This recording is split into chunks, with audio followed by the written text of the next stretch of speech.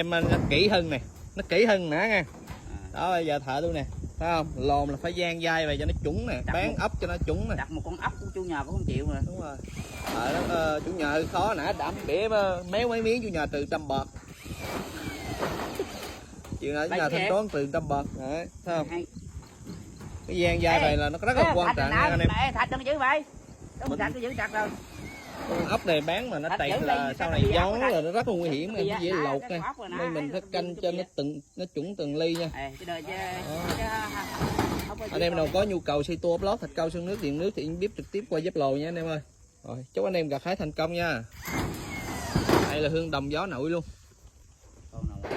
lấy bi